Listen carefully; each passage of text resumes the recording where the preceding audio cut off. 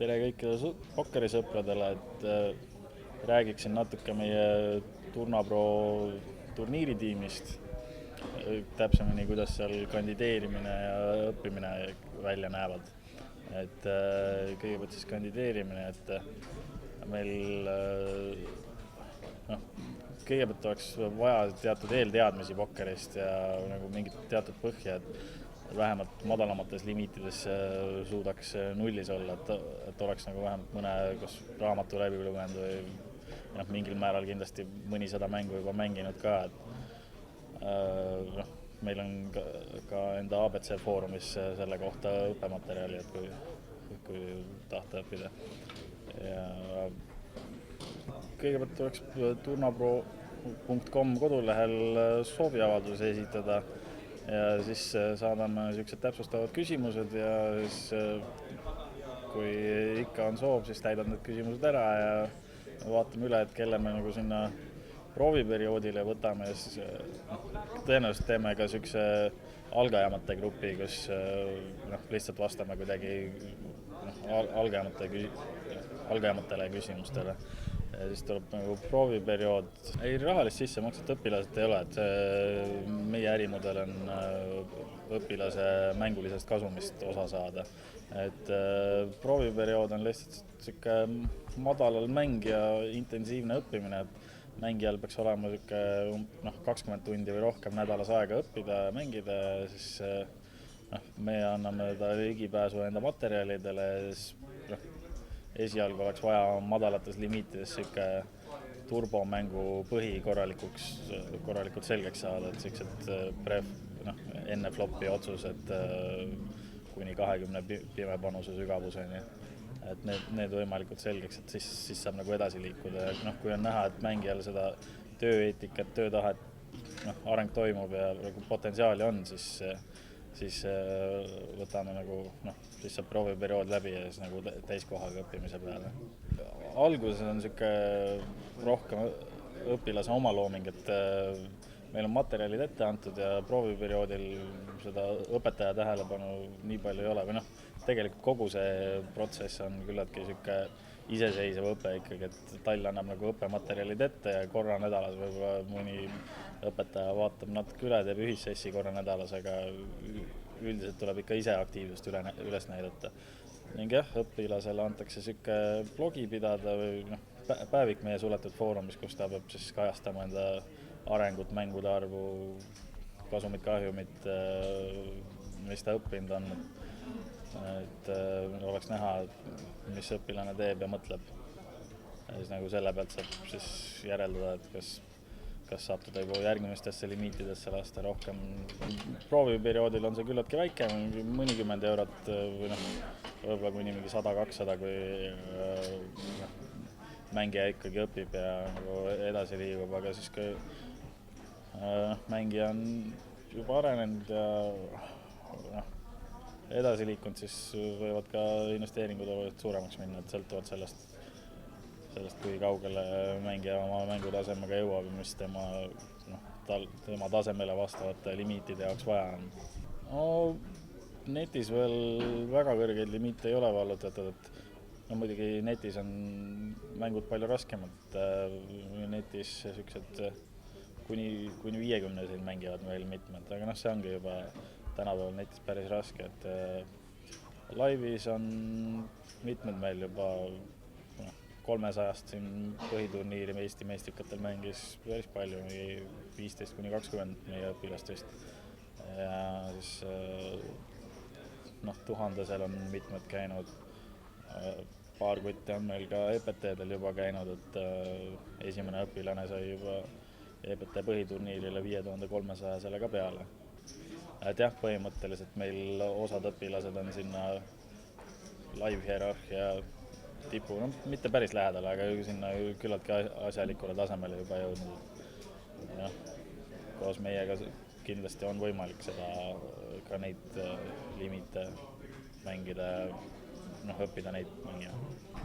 Mängude arv on õpitav suurus, et saab juurde lisada, aga alguses peaks olema ikka 250-300 mängu kuus, et see on töö kõrvalt ka vabalt ilusasti tehtav Sittenköödes ja edasi see peaks järjest kasvama, siis juba 3 kuu pealt peaks olema suuteline kas töö kõrvalt näiteks 500-600 mängu tegema või siis kui tööd või õppimist või niisugust püsivat kohustust ei ole, siis 700-800 kanti pigem.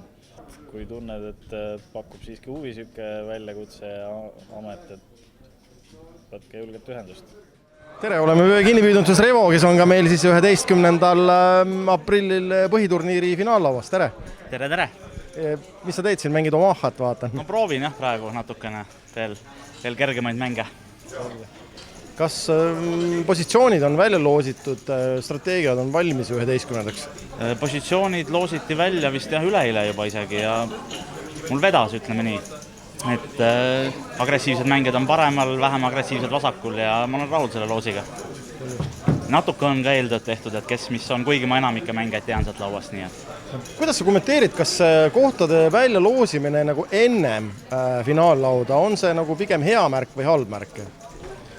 Ma ei tea, see on nii ja naa ilmselt, et kellelegi on see kindlasti hea, kes tahab või proovib eeltööd teha, aga äge oleks ka, kui see loositakse natuke enne finaallau algust, nii et.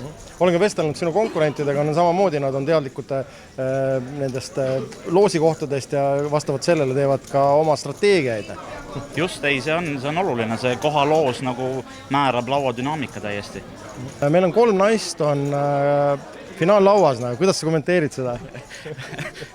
Raske on naistega, ütleme nii, et mul oli au teine päev mängida 2 naisega peaaegu terve päev koos ja oli keeruline, ütleme nii, et neist ei saa mõnikord aru ja nad teevad selliseid ebastandardseid mänge ja väga tore, väga lõbus ja selline challenge saab olema.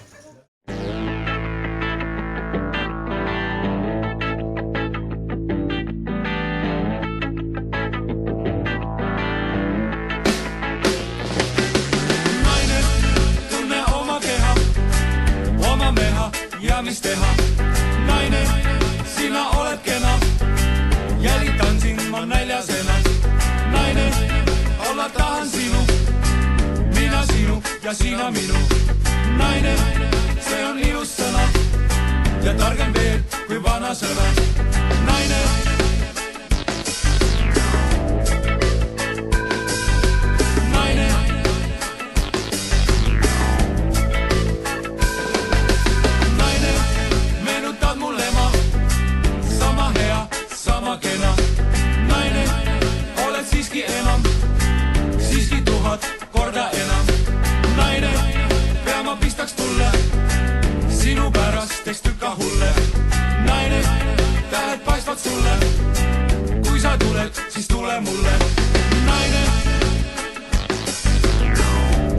Naistega on alati natukene raskem, et siin tuleb lahendada neid keerulisi emotsionaalseid olukordasid vahest, aga meestel ütled konkreetselt ära kohe, nii on, nii jääb ja aktsepteerib.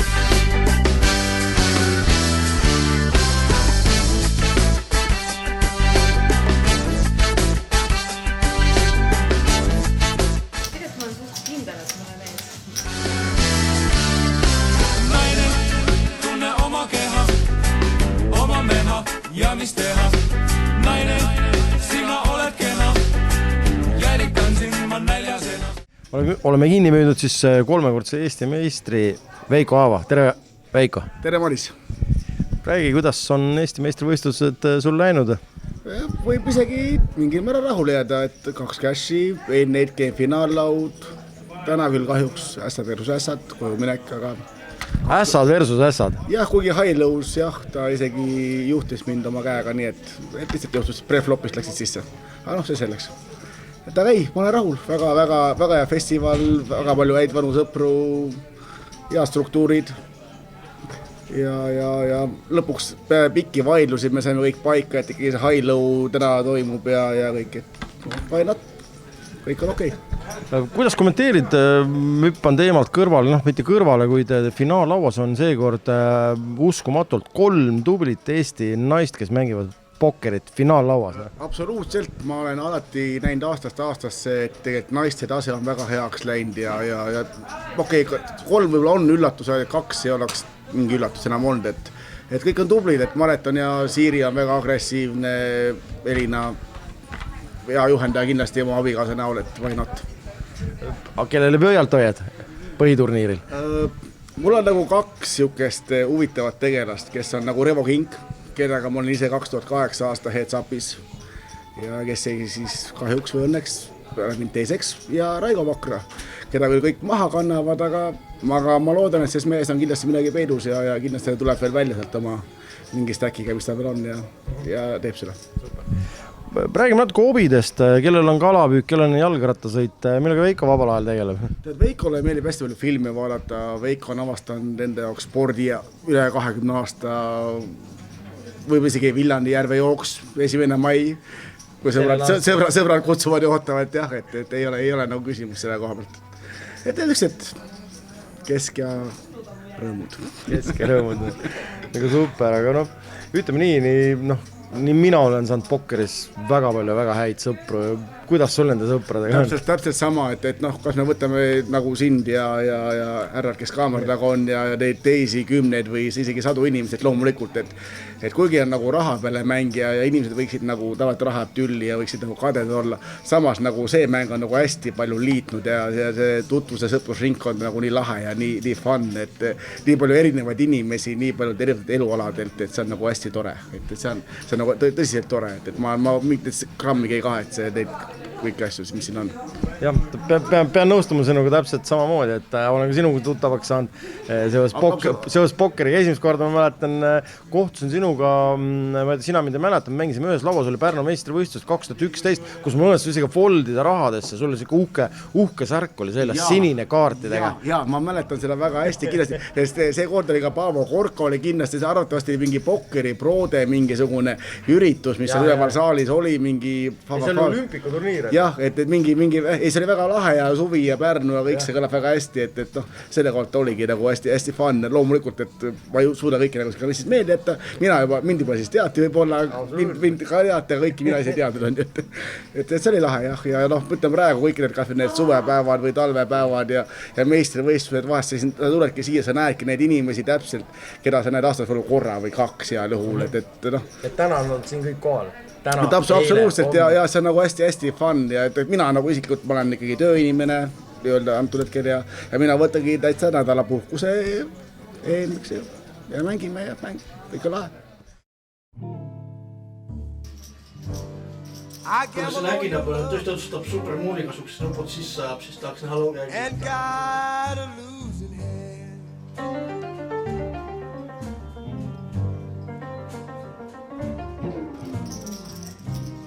I gamble on your love. Yes, and got a losing hand. Telelauas sai käidud, see on positiivne. Sain korra üles 60 peale, siis käbe kukkusin alla 6 peale tagasi ja nüüd on 20 peale. 20 blindi, mänguruumi veel on natuke ja kõik võimalused on veel alles.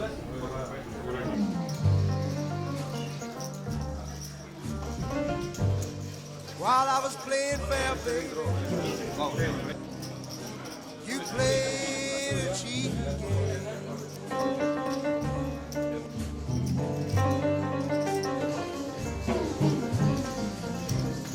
While I was playing fair, baby,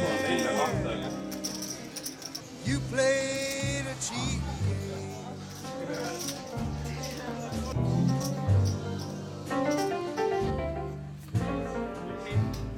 I know you didn't care, but I love you just the same.